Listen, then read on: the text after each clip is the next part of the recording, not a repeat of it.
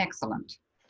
So, and we acknowledge and celebrate the first Australians on whose traditional lands we meet and pay our respect to the elders of the Ngunnawal people, past, present, and emerging.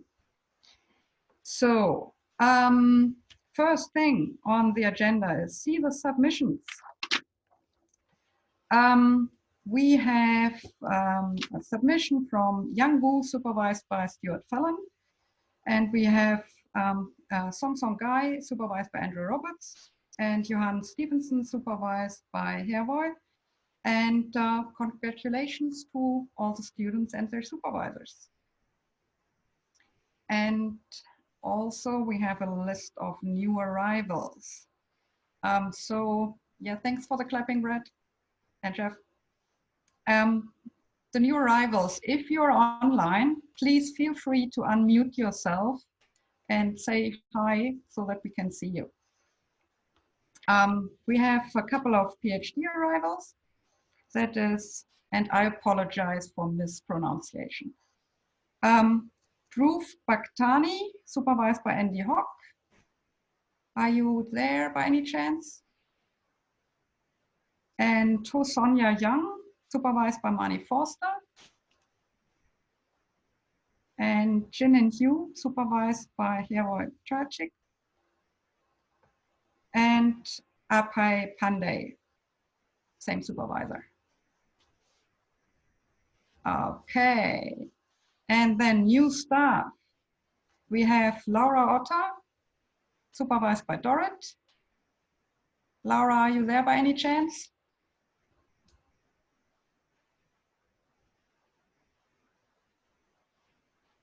No. And Haibin Young, working with Louis Moresi. Welcome to everybody, and welcome to the RSES family. And then we have the departures. This is, I'm just going through it alphabetically. It's a long list, and we all know how we feel about this. Liz Arnold, our RSES admin. Pamela Barrett, she was postdoc at Marine Biochemistry. And Ian Campbell, experimental petrology. Gabriel Enger, our lab manager of the ICP lab. Gordon Lister, Earth Dynamics. Simon McClunsky, Earth Dynamics. Shane Paxton, MinSap. Anthony Purcell, Earth Dynamics. Miriam Sadler, RSES admin, reception. Anna Okola, is from climate and fluid physics. Lauren Basek, seismology. Carl Ware, mechanical workshop, and also Jeff Woodward, mechanical workshop. And I personally would like to thank them all for being great colleagues. And I wish them all the best for their future.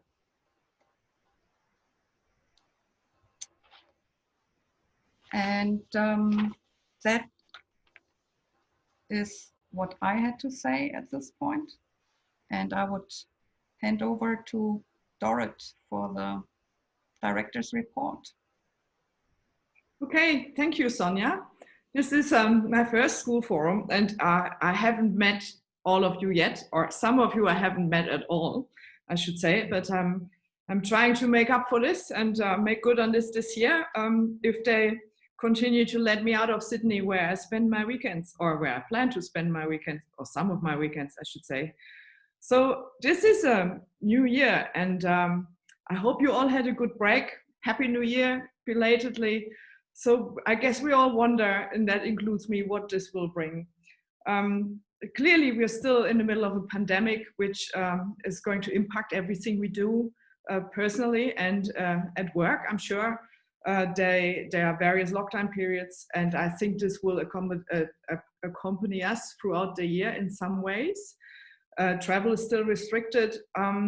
which affects many of our students. Some of them are stuck overseas. Some of them can now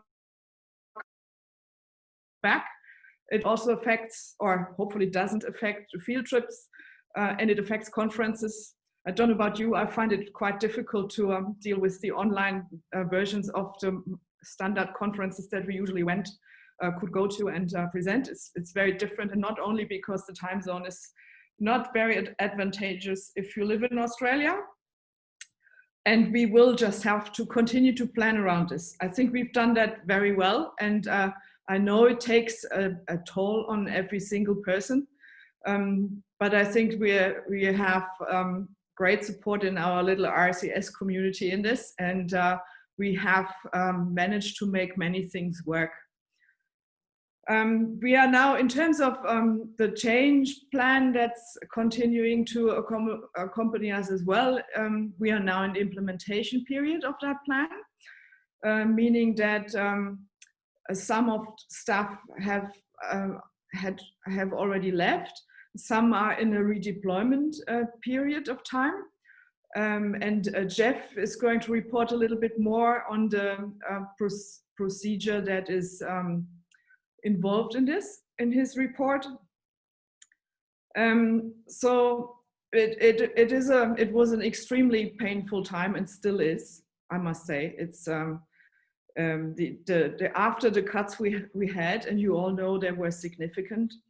The good thing is, however, that we are still here, and that may not be the case for every single other university in the world or every single other earth science school in the world. We're still here. We are still a standalone earth science school. Some have been combined with environmental sciences. We haven't. And we still have the majority of our A-team, of our excellent researchers and our excellent professional staff with us. And I must say, we have, from what I've seen amongst the schools and departments in the country, we are in the fortunate position that we have one of the largest teams of superb professional staff amongst any earth science department in the country. And that is a strength that should not be underestimated. So there is some good still left for us. So we have managed to keep all the critical ingredients that we need to thrive again, and we will. Part of that restructure is that we're now forming 3 academic groupings out of the original 7 ones. And I'm going to send out a call for expressions of interest for the leaders of these groups, hopefully this week. And these positions will be, these roles as associate directors of each of those groupings will be critical in helping and working with me and the executive committee to develop and implement strategies and identifying opportunities for the school in the future. It is, however, so that it's not just these people, it's not just the executive, because with a smaller school and at a community as the RCS, it really comes down to every single staff member to see what we can all contribute to make this school a successful community and continue to be so in the future. On that note, we have a couple of large research grants come in that are starting this year, have already started or being continued. One of them being the renewal of the ANZAC IODP program. Then the other one is the Australian Centre for Excellence in Antarctic Science that's going to start at around mid-year. And many of you are involved in these, of course. And also the National Research Infrastructure for the Australian Community Climate and Earth System Simulator Model, ACCESS NRI, which will be situated on campus, hopefully sometime later this year. So these are all multi-million-dollar research grants that RCS was successful in acquiring. And I think that's a very exciting outlook for the rest of this year to see what's happening in this space and how we can build on these and tap into even more opportunities.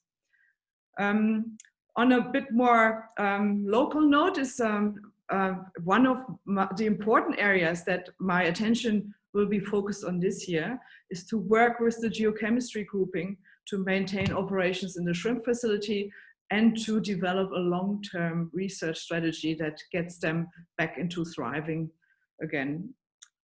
I say this very clearly here. The shrimp facility remains one of the defining parts of the school and continues to have the school support.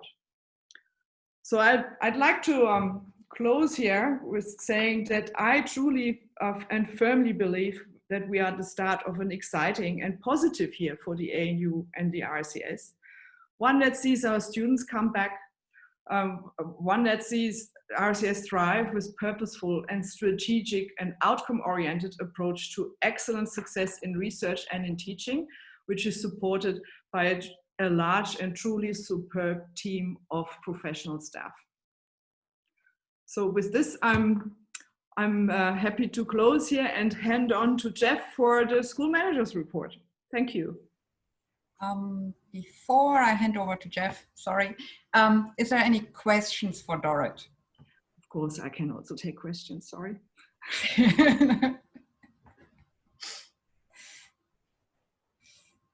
Anyone, any questions?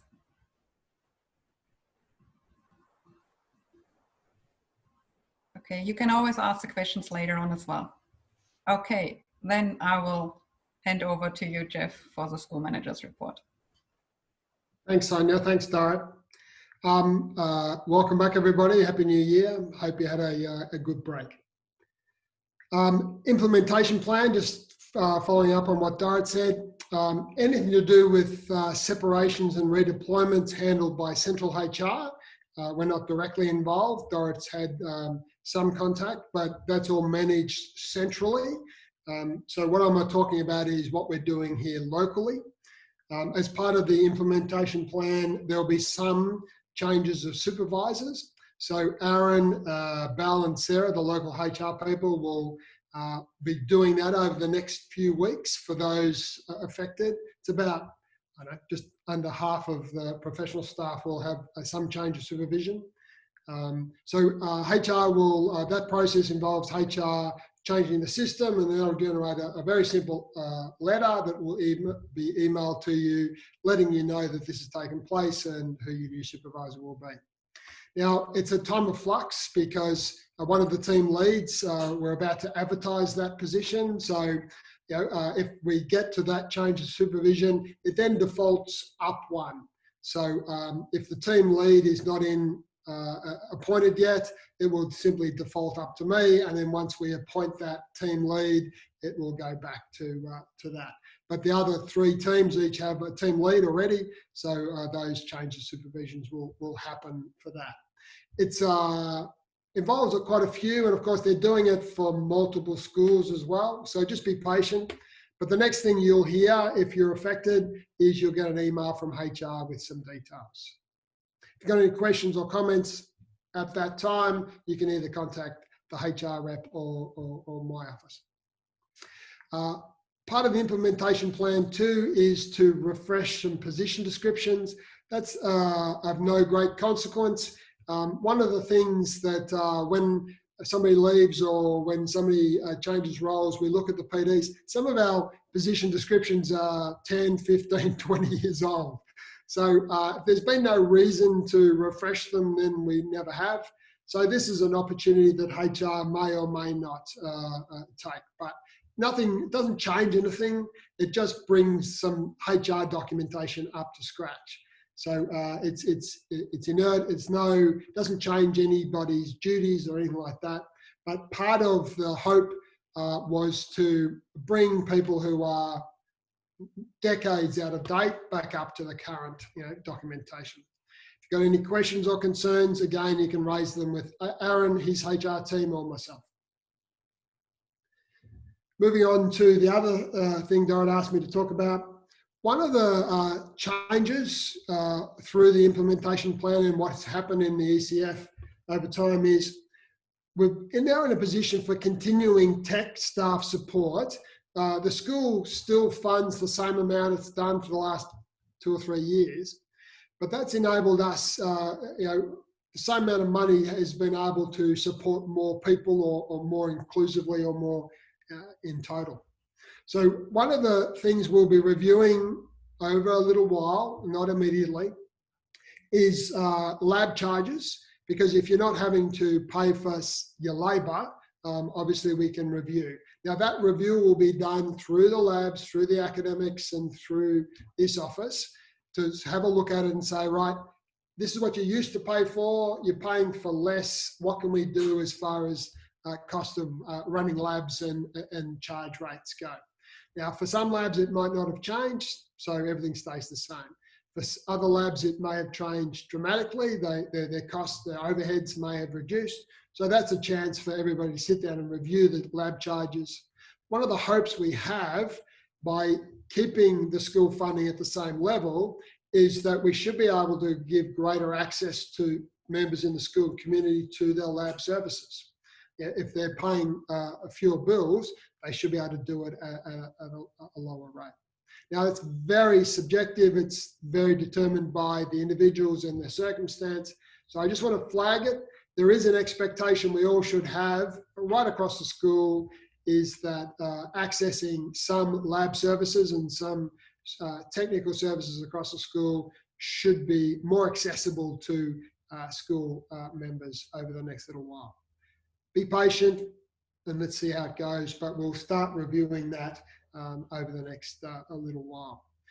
Shani's already asked at the end of last year for the relevant people to review your charge rates for ARC purposes. So that call went out. And of course, that's a document people writing ARC grant applications right now will lean on. So it's all things will be informed. But if in doubt, everything stays the same for now, and we just keep business as usual. And then as we're able to, we will review charge rates with the appropriate people, with the lab managers, with the academics and with the school, and see if we can't give greater accessibility to our school members. That will be formalised in some written documentation signed off by Dorrit, and that will come. As we get to each one, that's what we'll do. But for now, business as usual. That's all I've got.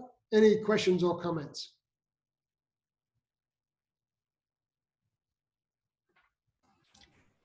Did you see the chat? I'm just looking at it now.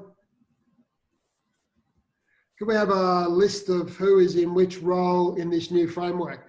So I got asked that question a couple of times. The org chart, who's in which roles? Okay, yeah, okay, this is a clarification. The org chart's in the implementation plan. Now we'll have to release a version of that with names. I assume, Leanne, that's what you're actually asking for, which names go with each position.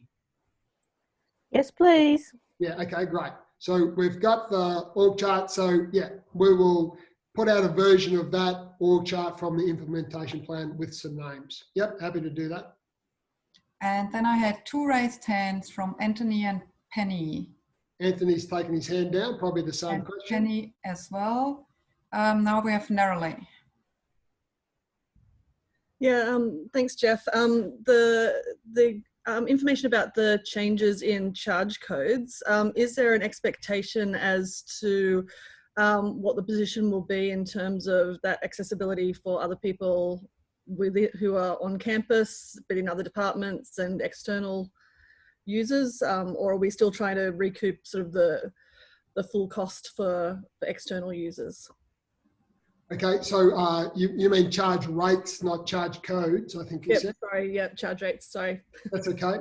Look, that's up to the individuals. So, well, it's a conversation we have to have with individuals and with various labs.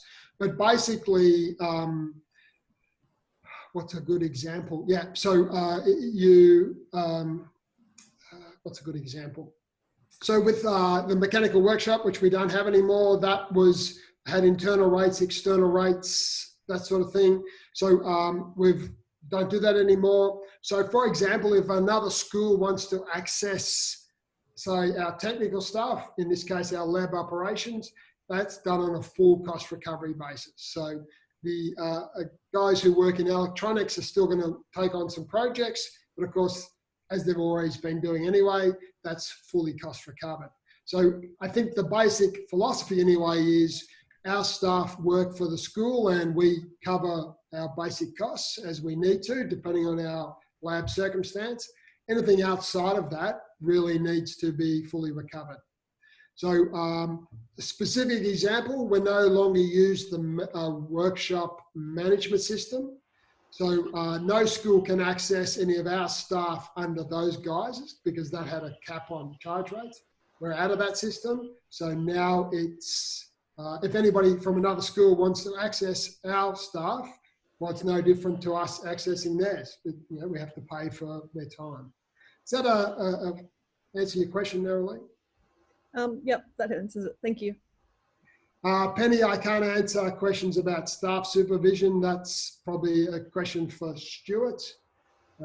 Stuart Fallon's just answered that question. So Herb, can you explain how the remaining workshop support will be charged? I'm going to pick you up on a technicality, Herb. We don't have workshops anymore. Now, if you want to access electronics, well, again, electronics are funded in-house. So their time will be free in-house. If they work on projects out of school, that'll be fully cost recovered. But you will have to pay for consumables. So if they build you something, you'll have to pay for materials and components and, you know, wear and tear on their machines, but you won't be paying for labour. Does that answer your question, Herb? I assume it does. Any other questions or comments? Stuart, did you want to? No, that was the question I was going to ask. Okay, Thank you. excellent. Now we're going to write all this down. So what I've said verbally isn't the final statement or list. We'll have to have conversations with each of the labs and their charge rates and the technical staff, and Dorrit is allocating how much time they can spend on each endeavour. We're working that out now. So that will come from Dorrit as director. So with the electronic guys, half of each of their time will be available in-house, free of labour charges. But of course, Andrew Latimer will be in charge of scheduling. So you might have a job, 10 other people might have a job. He's got so many hours in the day, you'll get scheduled depending on how long the job is, how urgent it is, etc.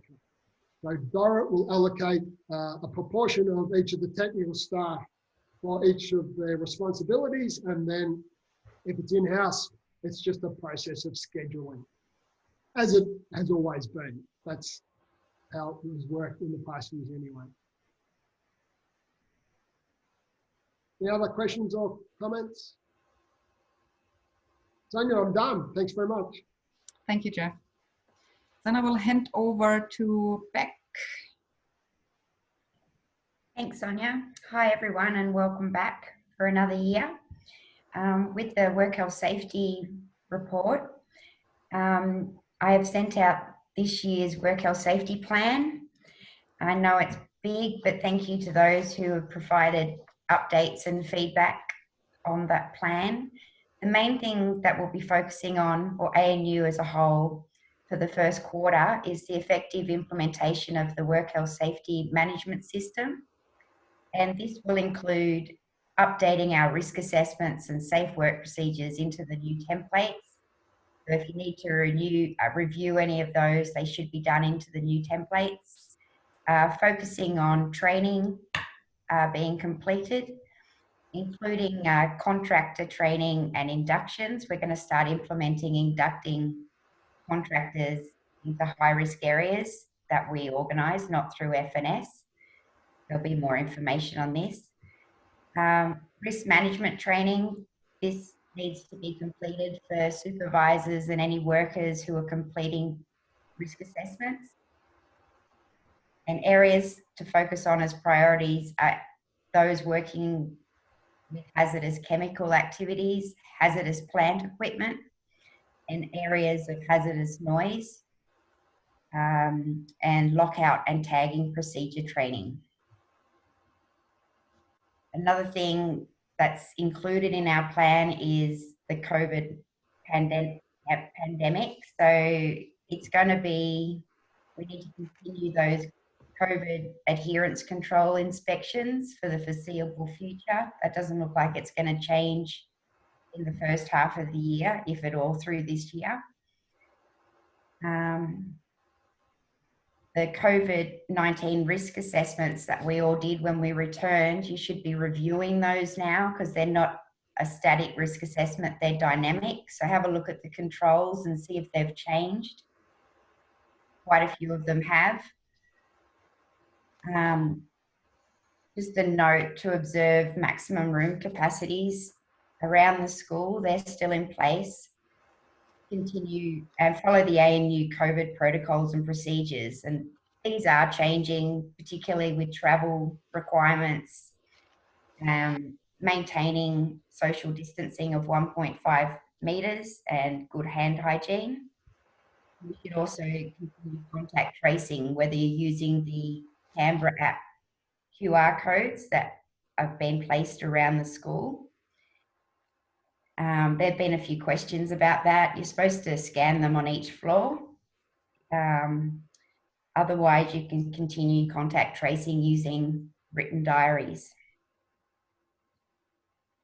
So if you've been tested or have been in contact with someone with COVID, you need to contact the ANU Community Wellbeing straight away, along with your supervisor, and they will provide further advice. The other thing, corrective actions. There's quite a few overdue corrective actions at the moment, and a lot of them are in relation to not having emergency flip charts in your workspace or general housekeeping. These are quite easy to resolve, but I'm not sure if there's confusion of how to close out these corrective actions. So please contact me if you have a corrective action that is coming up to be completed, and I can provide some advice. When you're closing out corrective actions, you do need to update it in Figtree of what action has been taken. You can't just close it out without putting in any evidence of what's been done. So that could include a description or attaching photos or files, whatever's relevant. Today I sent out the high-risk workplace inspection schedule. So those involved in that would have got an email. We're encouraging supervisors and workers to be involved in these inspections. You'll be notified when the teams are going to come through and do the inspection. But it's important to get involved so that you're aware of the hazards and you can communicate with the inspectors if issues are raised, and then see if you can resolve them on the spot. So that's pretty much my report. So I'm happy to take questions if anyone's got any. Are there any questions for Beck?